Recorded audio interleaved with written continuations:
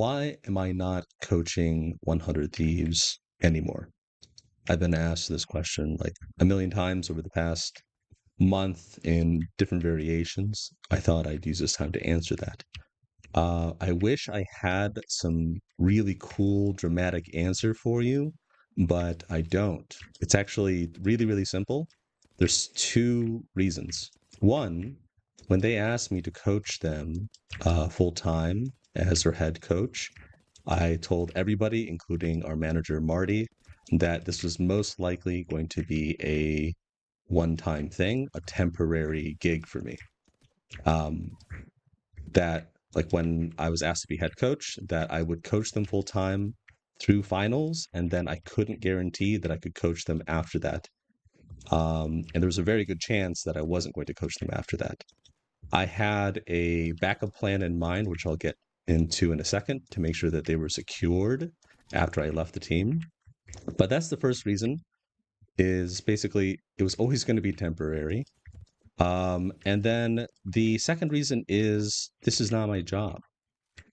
I think because of Twitter and the persona of Valverine, a lot of people think that this is my job, or I devote um, full time hours to this. I don't. I did for 100 Thieves because the project itself was worth it. The boys were worth it. They asked me for my help.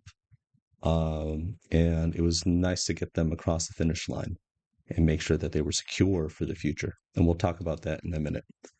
But yeah, this is not my full time job. I write books for a living and I do things as a project. I write each book as a project, and each project takes about one quarter, sometimes two financial quarters. And basically, I had to not do any new projects during the time I was coaching 100 Thieves, which basically meant I didn't accept money. And yes, 100 Thieves paid me, but without getting into the details, unfortunately, Apex doesn't have enough money to support coaches and analysts full time most of the time. And I know this will shock and surprise a lot of people because 100 Thieves is like one of the biggest orgs in the game. But that's just how the economics work. It's not because 100 Thieves lacks the money. In fact, they're an amazing, amazing org. And if anybody knows anything about me, I fucking hate scam orgs. And maybe I'll get into that later in the video. But I hate scam orgs and I hate incompetent orgs. And 100 Thieves is the exact opposite of that. I only have good things to say about them. However, it has nothing to do with 100 Thieves. It has everything to do with Apex. It does not have enough financial support from EA, and therefore that decision alone trickles down to not just the orgs but the players and then the staff. And unfortunately, at the highest level, this is my belief that um, the players definitely need a good coach. And if you ask any of the players that I've coached, including the 100 Thieves boys, they will agree. Having a good coach is kind of necessary at that level for various reasons, which I won't get into now, right? Anyways, I guess I'm kind of freeforming this. I wish it had a bit more structure. But yeah, those are the two reasons. One, um, this was always going to be temporary. And then two, this is not my job. Now, after LAN, I basically went back to my job and I'm able to, you know, make real money again. Let's be real. I have a good idea of what the other coaches are getting paid, and I know some exact numbers from other coaches of what they're getting paid, and it's not enough. It's just like a fact, and it has nothing to do with their skill. In fact, most of the coaches in the pro league scene are incredibly valuable, but and it's not that they aren't valued. It's just that the market and the infrastructure does not support them. And the people who suffer the most isn't just the coaches, it's the players. And it's the players who need that kind of support, who want that kind of support, but they can't afford them, unfortunately. So basically, most coaches who coach in Apex, they're not doing this for the money. They are doing this because it's a passion project for them.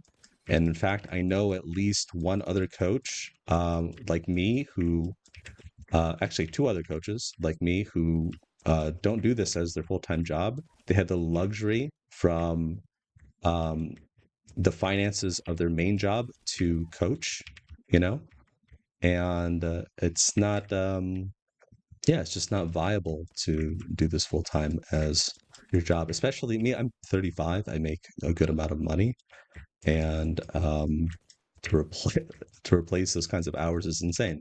The other reason is like, I guess like the sub reason is I'm in Cambodia currently. This is like, I guess, my new home now. I travel around the world a lot for fun, and I've kind of settled down in Cambodia. And coaching a team in North America kind of broke me physically and mentally. I kind of was at the end of my rope towards land. The boys kind of saw it, and definitely my performance suffered as a coach a little bit. But yeah, coaching a North American team from across the world is really, really tough. I'm pretty sure Don from SR has had the same issue as well when he was coaching a North American team from Australia, which is pretty fucking rough. Um, what else? The um, okay, so let's talk about 100 Thieves. 100 Thieves, um, I wanted to make sure that they were taken care of and that that their future was secured after I left. And that meant getting them a good placement at LAN, hopefully winning. We actually had three opportunities to win, but we threw it. Uh, hopefully, I'm pretty confident that the boys will have those problems fixed with their new head coach, which is one of my closest friends. And I guess this is a good segue into that.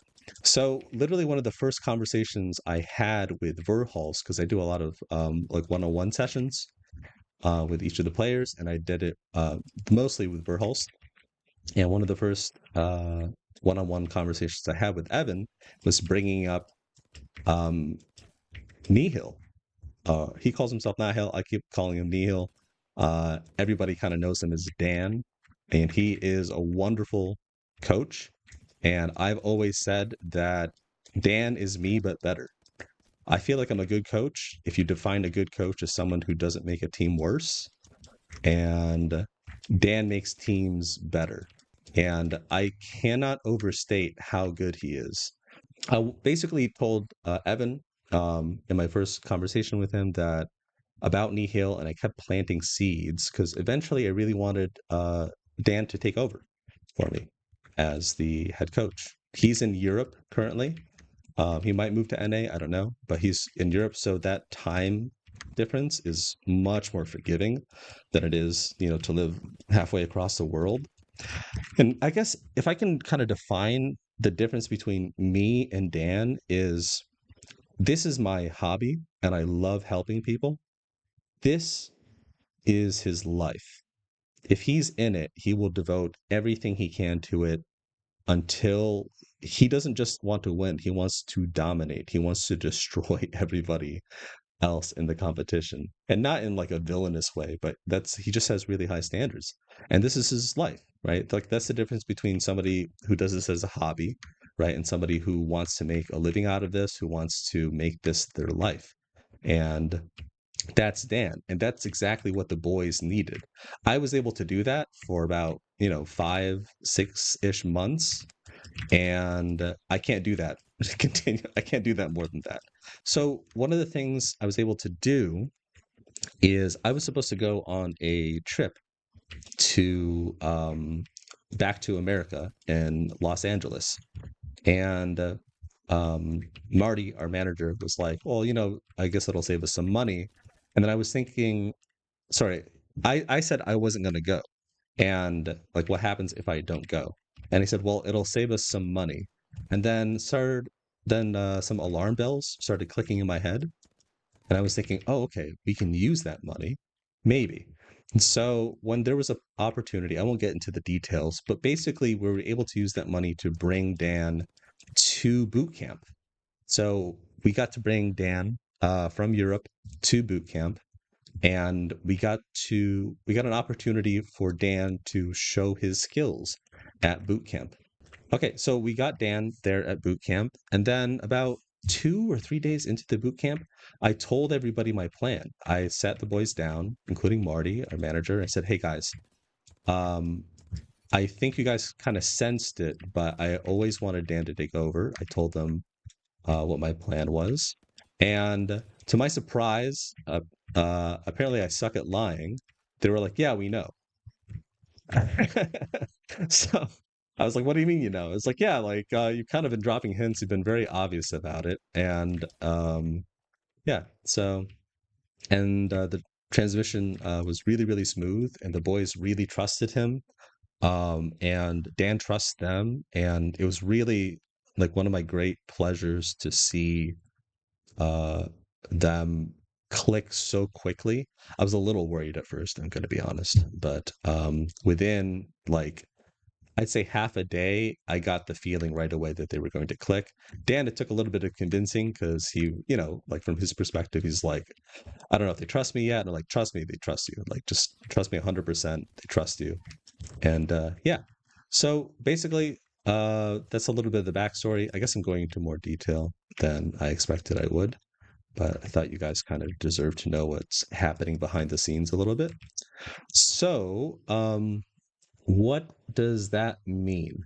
In my opinion, I think with Dan at their side, they have the highest chance at winning a land consistently, not just once, but consistently, and maybe creating a new dynasty than they ever have before. With me, I was kind of maintaining them and then like maybe pushing their skill up to the peak. I was teaching them things that they didn't do before and getting their fundamentals up. But I really, really believe that Dan is going to get them to win very, very consistently. And again, that's another large claim, and I'm probably putting a lot of pressure on him, but just trust me. I really believe in them. Um, in terms of the boys, I had a lot of fun. We're all cool. We still talk with each other. Yeah, I still talk to their manager. We're all cool. In fact, I'm not going to touch on this too much, but I am working on a side project that will hopefully make the competitive scene a bit more exciting. So what is next for me? I'm basically back to my regular job. I love my job. I get to not work as hard. Um, Working for 100 Thieves as their head coach was the hardest I'd worked in years since becoming a full time writer. I became a full time writer so I could be a lazy son of a bitch and do what I want and help people. I use that extra time to, help the refugees here in Cambodia, and also just spend time with my friends and shit. Um, What else? Oh yeah, I don't know if I'm going to retire. I have been helping one team in particular. They got number one in scrims. I won't say what region, pretty recently. They were consistently bottom five, and now they're very consistently top five. I talked with their org, and their org hasn't sent me an offer yet.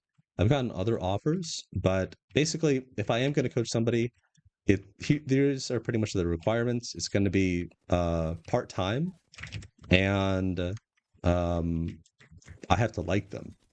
It has nothing to do with money. I make enough money. I basically have to like them, and it has to be part time. I took away the part time rule for 100 Thieves because Phony's my boy, and the guys deserved it. But from now on, part time and definitely part time, and I have to like them. And one of uh, my friends who I've been helping for a while, he's been doing well. I have little side projects throughout the world. One of them was Metro. You guys saw him at LAN frying people, and he was like the super sub for a while. and international scrims. I have a couple of those types of side projects throughout the world in different regions. And one of my side projects, he has been kind of killing it lately, has a really good team. And I think they have land potential, land finals potential, and maybe top five potential. I don't know, but it's a little too early to see. Um, okay, let me take a look. I know I had some questions. Let me switch just to display capture. This is my post from earlier. No questions from me, I guess. Okay, so NamVD says, is this actually showing? Okay. Okay, Artie asks, why do we see so many roster changes in Apex? It seems disproportional compared to other esports, but I never actually dived into the numbers. So maybe it's not the outlier we make it out to be. Anyway, very curious as to why that is. I don't know actually. Well, there's a couple of reasons why there's so many roster changes. Not lately because of the new um LGS requirements where you need to have two people of the previous team to stay on to hold your pro league position, right? But it's not going to be so much in the future. But why do we see so many roster changes in Apex? I'm going to be honest. One of the reasons is there's two main reasons. One is money. Again, there's not enough money in Apex, and so people kind of go where the money is. Um, and yeah, that's one reason. The other reason is vibes. I cannot overstate this enough, but what you see on Twitter, what you see in videos, what you see on streams, that is 10%, maybe even 5% of what's actually happening behind the scenes. Anything that you see, it's like you're going to misinterpret it because you have limited information, right? Um, yeah, it's I can see why people make certain assumptions about certain players um because they only see what they see on social media, but again, they only see 10% of it, both good and bad. There are some people that you see on social media who are complete dicks, and they are played up like the villain, and they are sweethearts behind the scene, and they're incredibly kind. There's some people who are, they say what they are. Like Nicewig, dude, I met that guy and I was like, oh, he is who he is off screen. It's like not fake. He's like 100% him all the time. That guy has like so much energy. Um, and every time I hear something about him doing something behind the scenes, it's him just kind of like pushing people and kind of being a champion for people behind the scenes. Again, I won't go into the details. And then, unfortunately, there are people who are super kind and positive on Twitter, but they are morally corrupt, dog shit human beings behind the scenes. I won't get into that. Maybe if I retire full time, I'll put out some names and maybe ruin careers. I don't know. I don't fucking know. But yeah, the longer I'm in esports, the more I encounter that kind of shit, especially greed and people just being dog shit human beings. Anyways, oh no, what happened with 100 Thieves? Nothing bad. Everything's gonna be good, even better for them. They have the highest chance of winning land now, which I'm really excited about. Okay, Magic asks, what do you think about players who have salaries over 5K per month and don't stream, don't play ranks, just scrim in tournaments? I'm not saying this as if it's a bad or worse things, but what are your thoughts? It's going to come down to the org. That's it. Some orgs do not care about they don't care about streaming. They just care about results at LAN, and if you don't provide those results, they're not going to pay it. It depends what the org and whoever's paying them wants, right? Um, and some people uh want a lot of streams, and also yeah, we talk about like the cyclical nature of pro players not streaming, and then that doesn't bring eyes to the scene, and then Apex or EA doesn't want to provide org support and shit. But also it's kind of going to come down to the orgs to have some sort of stipulation in their player contracts to have a minimal amount of time required for the streaming. But again, a lot of orgs don't have that. And a lot of players, both tier two and pros, send me contracts every month for me to review because they don't have attorneys for some fucking reason, but they should. And most of the contracts I've read are pretty bad, actually, just incompetent. Some are, a lot of them are pretty predatory, actually. No drama, just perspective on the reality of esports behind the scenes. Oh yeah, yeah, that's he looks suspicious, but yeah, it's just money. Yeah, it's just money. It's just the economics. Dude, listen, I saw how much players are making in other esports. It is bananas. It is fucking insane how much more money they're making. And I actually had a good laugh about this with Evan. He told me something really funny. He said, if you're trying to make money uh and your focus is on making money, you don't play Apex.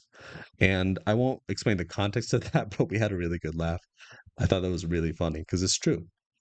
You don't play Apex to make money. You do it because you love it and you're passionate about it. So that I guess that's like the good thing about Apex is that most of the people who are in Apex are in it because it's just passion for them. You know, they can't see themselves doing anything else. Nihil was one of those people, but he just never really had an opportunity to kind of showcase that. And now he does, and he's kind of exactly right where he belongs. Yeah, that's all I got for you guys, and have a good one. Peace.